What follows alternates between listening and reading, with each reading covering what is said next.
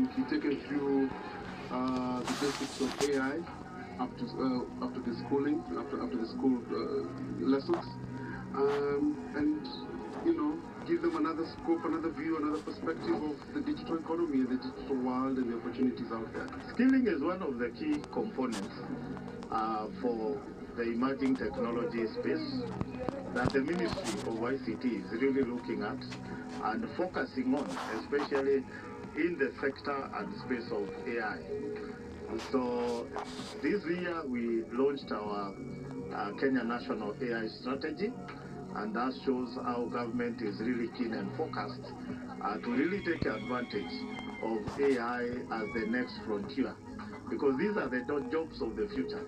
So if we don't prepare for them, then Kenya as a country cannot play or be a key player in that sector. The inaugural cohort, 20 students from Tatu Primary School, completed a 13-week course in web development and AI. From the ages between 14 to 15 years, all students are from Tatu Junior School here in Tatu City. As part of the curriculum, they were learning front-end web development. Front-end web development is just a subsection in software development. We've had them for 14 weeks. They have learned HTML, CSS, and just a little bit of JavaScript. And with this knowledge, they have been able to build websites, a number of websites.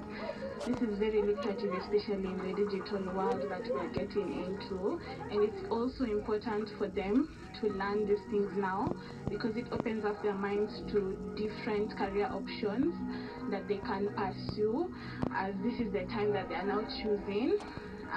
We are heading into the digital age as at now, and we need more young people. Since 2023, the Tatu City Training Academy has offered free vocational training to more than 600 community members, and this AI program marks a strategic shift towards future-oriented, tech-driven education.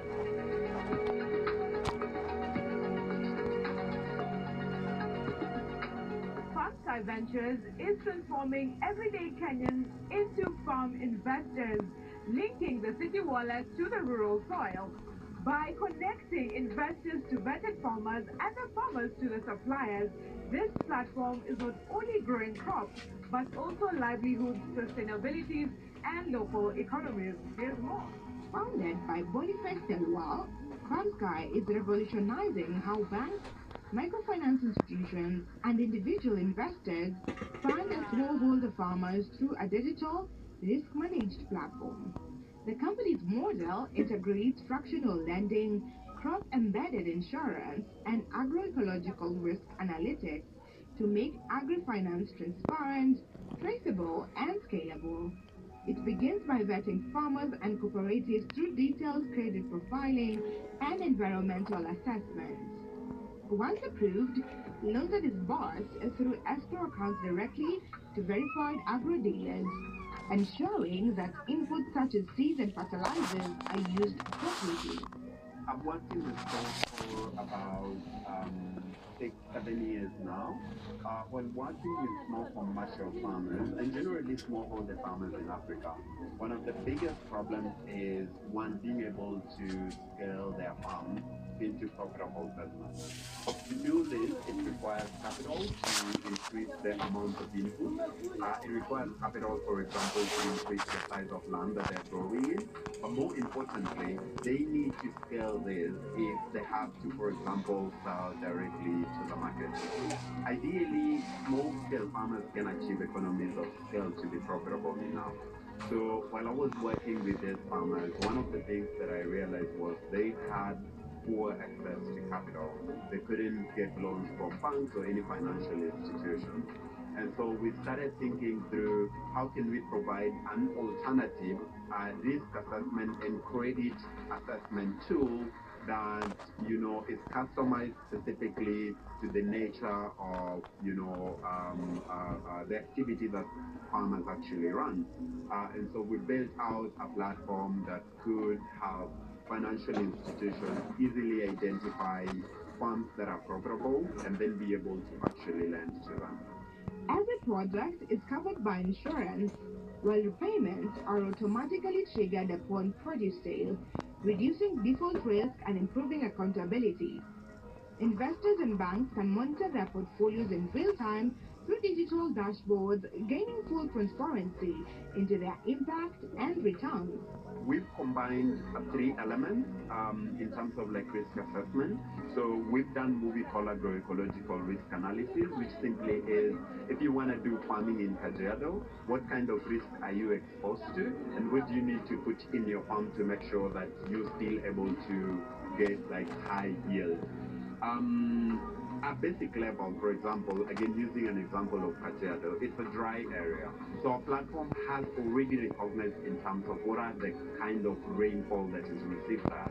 And then our platform sort of recommends which specific crops that need to be grown there.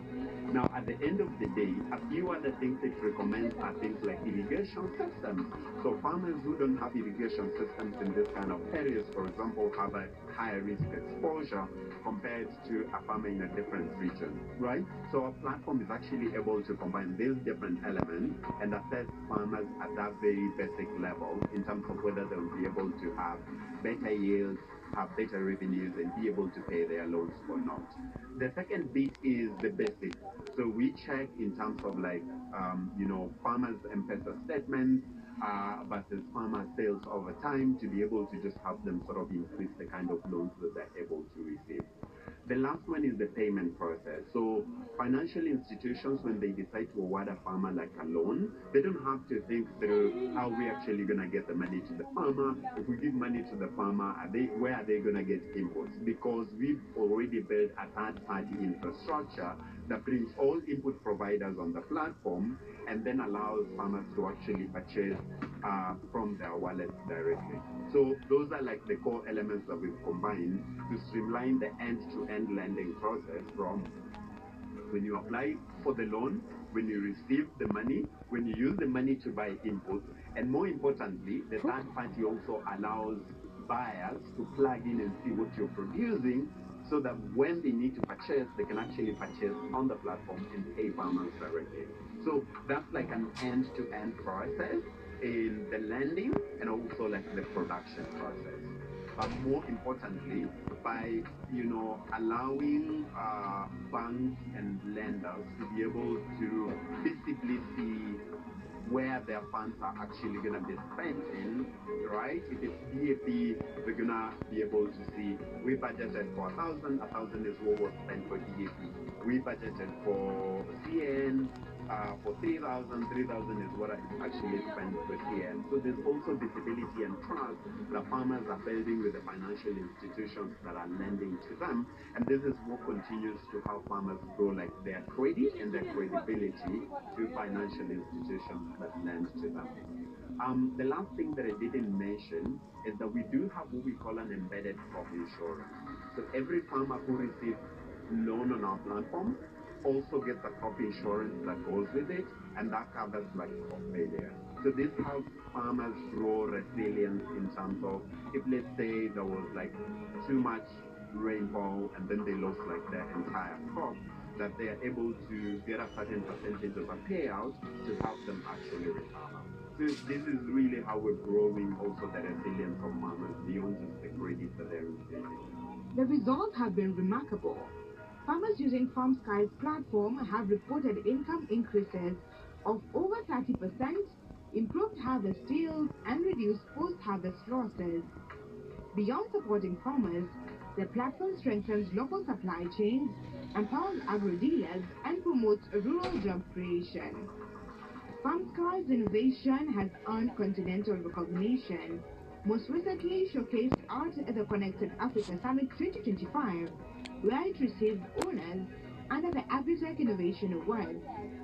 By bridging the financing gap with data-driven tools and a sustainable investment model, FarmSky Ventures is helping secure Africa's food future while demonstrating that agricultural innovation can be both inclusive and profitable.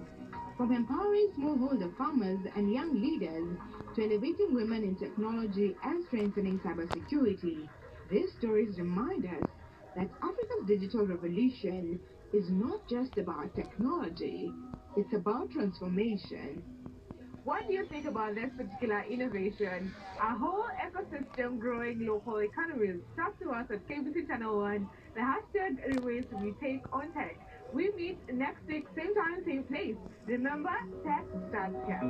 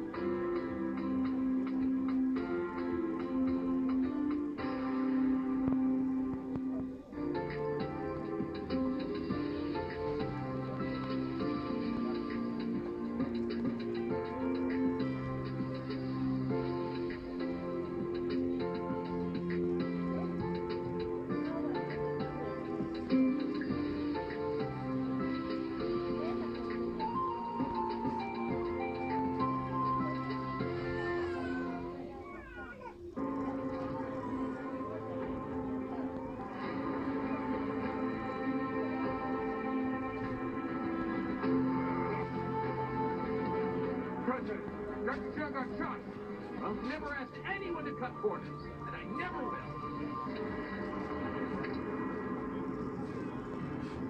What's his face? They're here! Defibrillator, 200. Clear.